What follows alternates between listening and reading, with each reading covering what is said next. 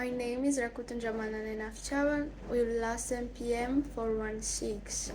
Now we are going to talk about the fundamental concepts related to the time value of money. First, we are going to talk about the time value of money concepts. The time value of money means that money received today is worth more than the same amount received in the future. This happens because money today can be invested to earn interest, increasing its value over time.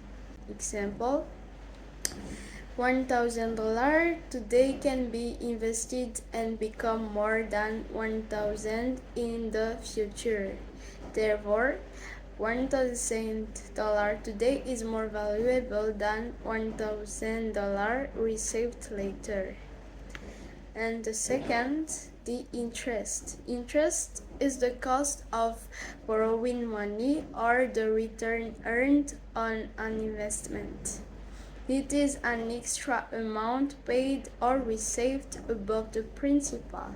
Example, if someone borrows $10,000 and repays $11,500, the $1,500 is interest. Then there are three variables determine interest. The first, principal. The principal is the amount borrowed or invested, and then the interest rates, the percentage charged or earned, and the third, time, how long the money is borrowed or invested. And then the simple interest. Simple interest is calculated only on the original principal. The formula is interest equal principal multiplied by interest rates multiplied by times. Next, about the compound interest. The compound interest is calculated on both the principal and previously earned interest. This means interest earns interest, causing money to grow faster. Because of this, compound interest produces a higher return than simple interest. Next, for the future value. Future value is the amount that the sum of money will grow to in the future after earning interest. In the formula of the future value, there are present value, interest rate, and number of periods. And next, present value. The present value is the current value of a future amount of money, calculated by discounting future cash flows. After that, the fundamental variables in time value of money. All time value calculations involve four key variables. There are interest rates, number of time periods, future value, present value. And the last one, it's about the applications of time value of money in accounting. Time value concepts are used in many accounting areas such as valuing notes receivable and payable, lease accounting, pension obligations, long-term investments, business combinations, and environmental liabilities. And the next part will be presented by my friends. So, my name is Rodriguez Zaindan Alini, with the lesson PM 114. Okay, I'm going to explain about solving single sum problem.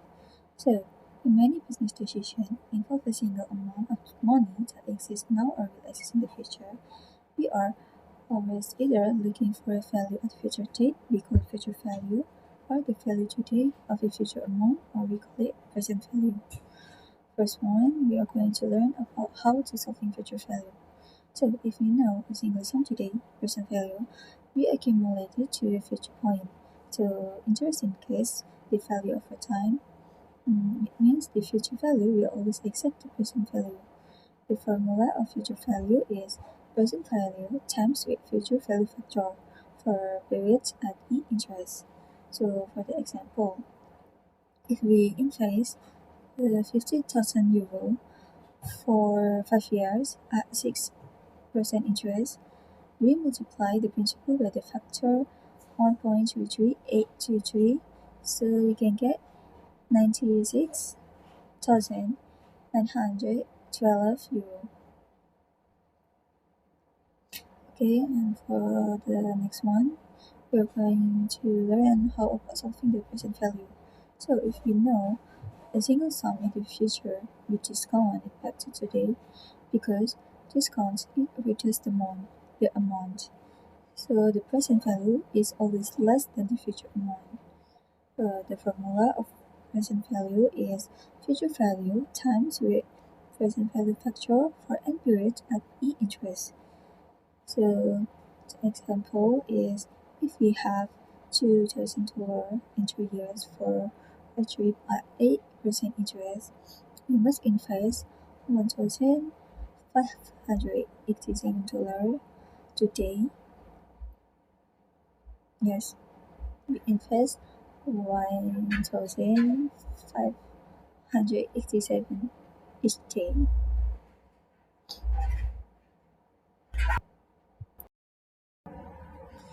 Okay, the next one we are going to discuss about how to adjust rate in periods. So for rate, or we call it E, we can adjust by dividing annual rate by the number of compounding periods per year. And for periods or M, we can adjust by multiply the number of years by the number of compounding periods per year. And the last one, to solving for unknowns, if we already know what the PE, present value, and future value, we can solve like for first, if we have first for the number of periods or n, we can solving it by how long it will take to reach the goal. And for interest rate, or we call it E, for solve it, we have to know what rate you need to reach goal, like how divide one value by the other to find the factor. Okay, so maybe that's all from me. Thank you. In here, I want to tell you about future value of annuity. This annuity involves a series of equal dollars amounts paid or received periodically of equal intervals of time. These periodic payments or receipts are called trends. Like imagine you save money in a bank today. That amount will grow in the future because of the continuously increasing interest. In an annuity, there are two types. They are very important. The first type is annuity ordinary. This annuity assumes periodic rents occur at the end of each period. So because of the deposit is made at the end, the last rent does not have time to earn any interest. And I will give you some example. There are $5,000 deposits are made at the end of each of the next 5 years. So they pay it in the end of the period, like the end of the first period, the end of second period, and etc. And we calculate it with the formula. The formula is R times by FVFOA. The R is the amount of one rent involved in the annuity, and FVFOA is the future value of an ordinary annuity.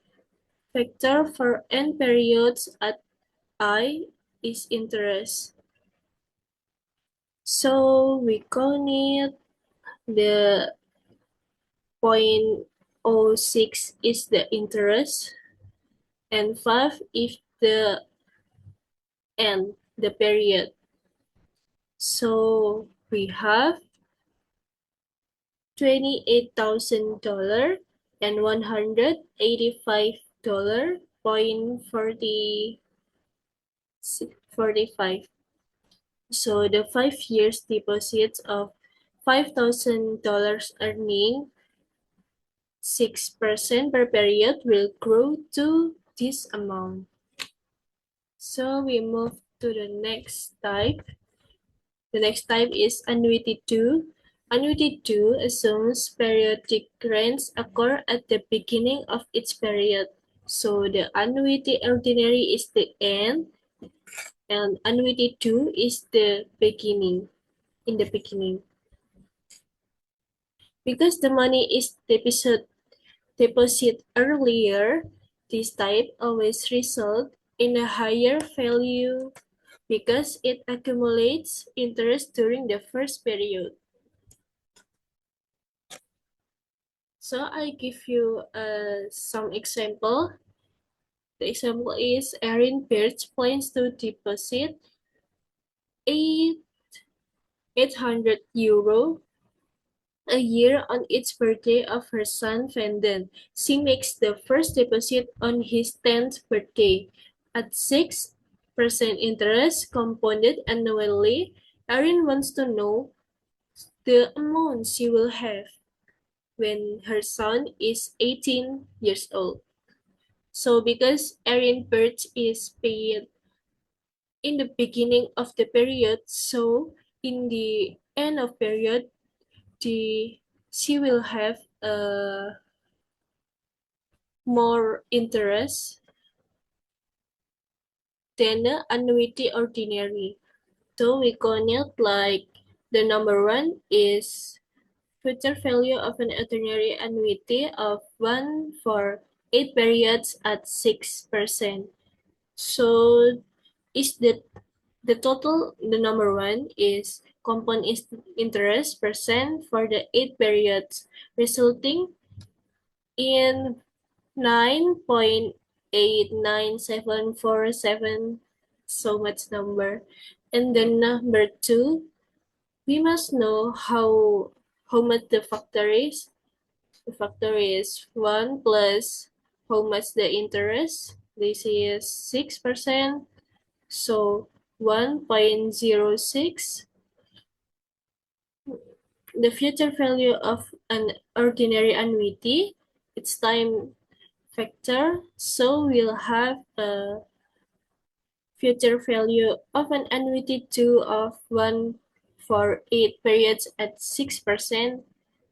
There are 10.49132. And then we multiply by the periodic deposit, or we call it rent. We pay of each period is 800 euro. So we times it and it will become the amount she will have accumulated on son's 18th birthday is 8,393.06 euro. And the next material will be presenting by my friend. Now I'm gonna explain about the present value of an ordinary and annuity 2 problems. Present value of an ordinary annuity is the present value of a series of equal rents to be withdrawn at equal interval at the end of the period. We may view an annuity of $1 here to be received at the end of each period as separate amount. We then compute each present value using the table of present value, assuming an interest rate of 5%, which shows this approach. We can calculate this value by this formula. 1 per 1 plus the interest rate, which is 5%, 5%, and then the period.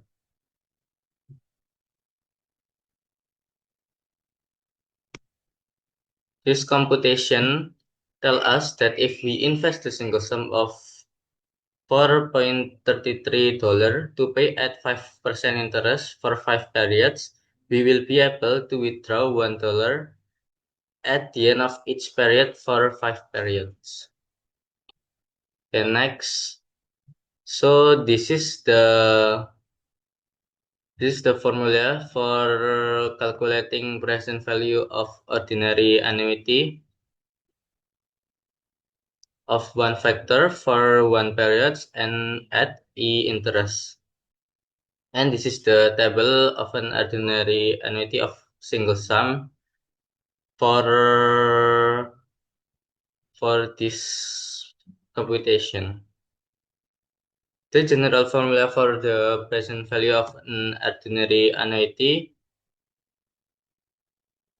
we can calculate present value of an ordinary annuity by R, which is periodic rent, multiplied by the present value of an ordinary annuity of single sum for an period and at E interest.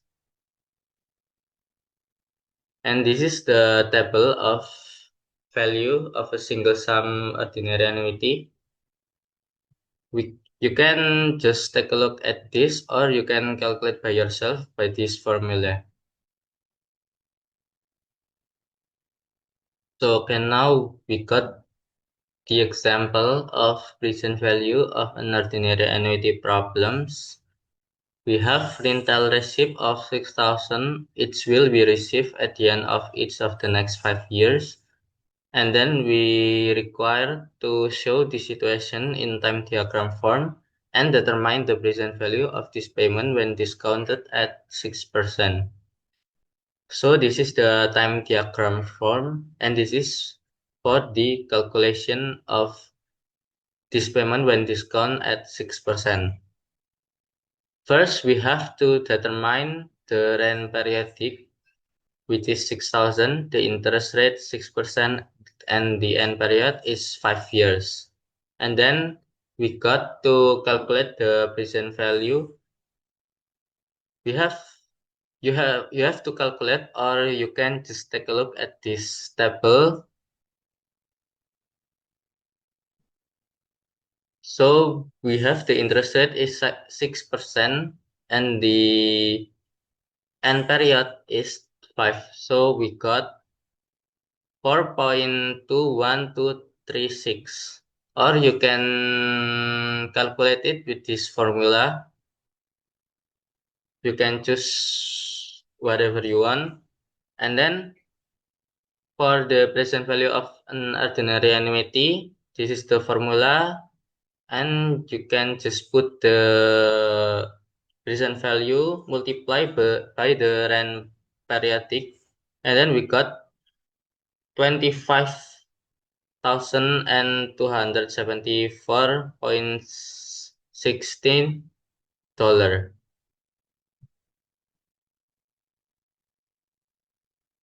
Okay, so now we have the example of present value of an annuity to problem.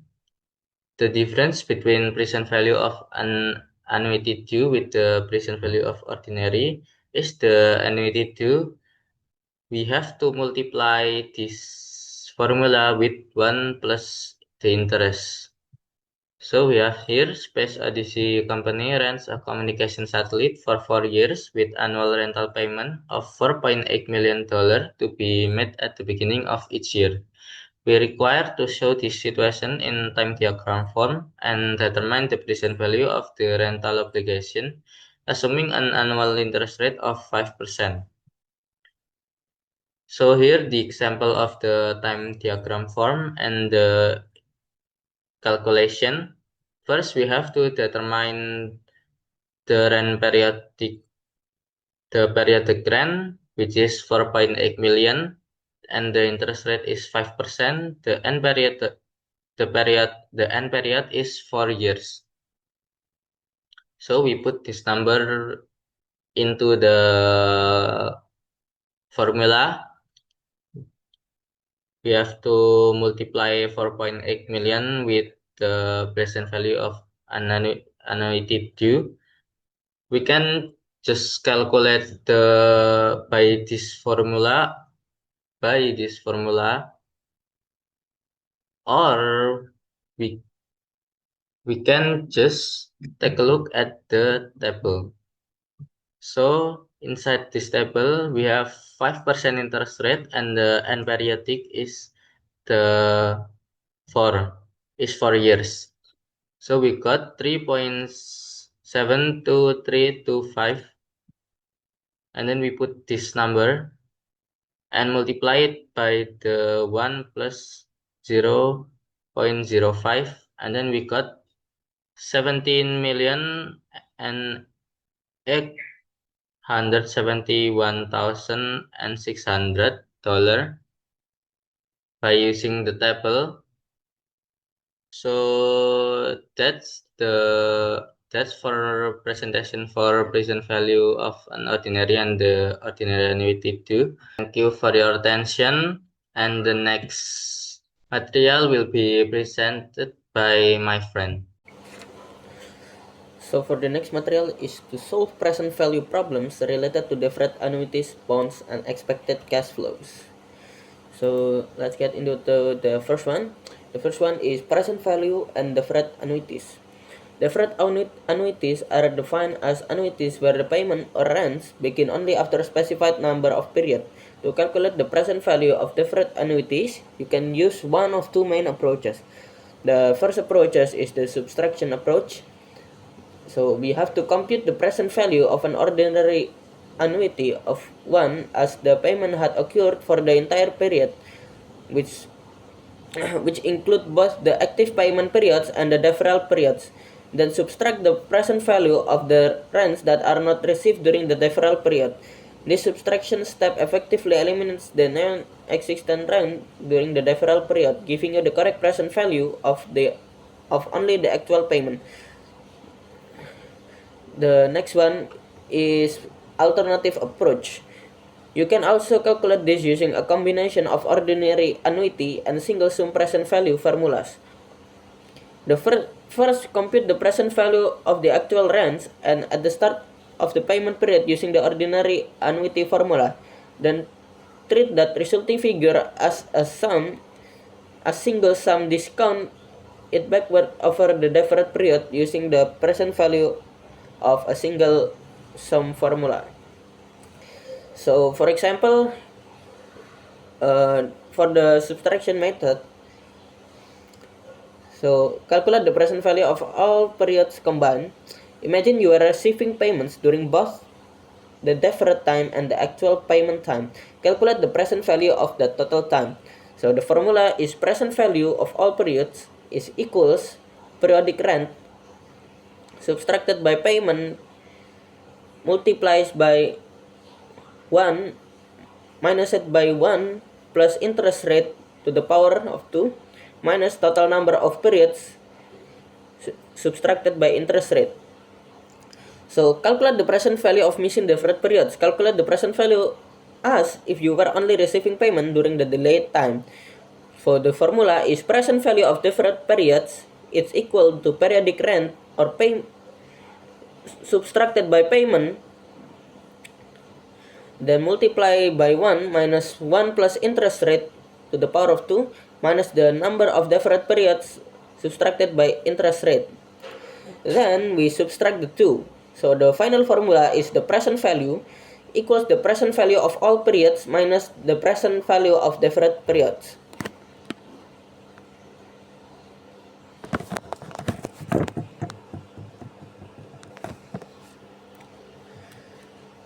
So for the next one is the valuation of long-term bonds.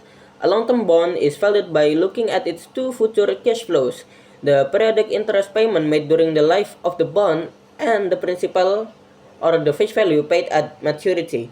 The first one we have to calculate the market price.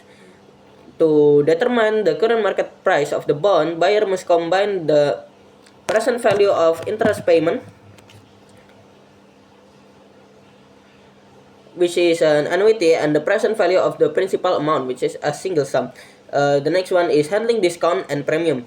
If the present value proceeds are different from the maturity value of the bond, it is issued at a discount or premium. The company must amortize this discount or premium over the life of the bond issue. The effective interest method. The preferred procedure for amortizing a bond, discount, or premium is the effective interest method. Under this method, the issuing company compute the bond interest expense by multiplying the carrying value of bonds at the beginning of the period by the effective interest rate. Then it determines the discount or premium amortization by comparing that bond interest expense with the actual cash interest paid. So, for the example, a bond have two separate sources of cash. The big lump sum, the principal paid back at the very end, and the regular interest payment made along the way. You have to value them separately and add them together. So for the first part, so we count the lump sum at maturity. You treat the bond face value as future value single sum problem. So for the formula, the present value of principal is equal future value times 1 subtracted by 1 plus interest rate to the power of 2, and then multiplies by number of period. For the second part, the interest payment or the annuity, you treat the regular cash interest payment as an ordinary annuity, periodic rent or payment.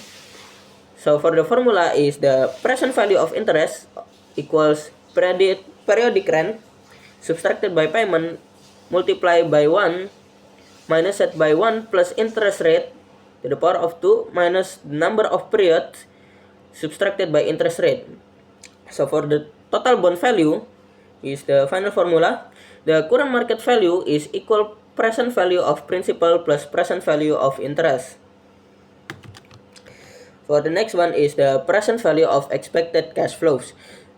When dealing with uncertain future cash flows like calculating the value of warranty liability, the expected cash flow approach is used. First, determine the expected cash flow. The expected cash flow approach uses a range of possible cash flow and multiplies them by their respective probabilities to provide the most likely estimate expected cash flows. This framework inherently adjusts for credit risk because it incorporates the probability of receipt or payment directly into the computation. The next one is apply the discount rate. The IASB states that the computing this expected cash flow, a company should discount them using the risk-free rate of return. The risk-free rate is defined as the pure rate of return plus the expected inflation rate because the expected cash flow themselves already account for the credit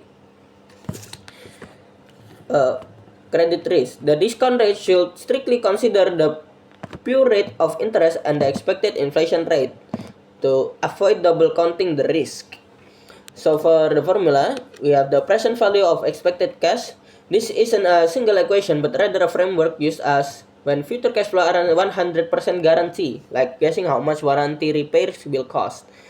So first one, we calculate the expected cash flow.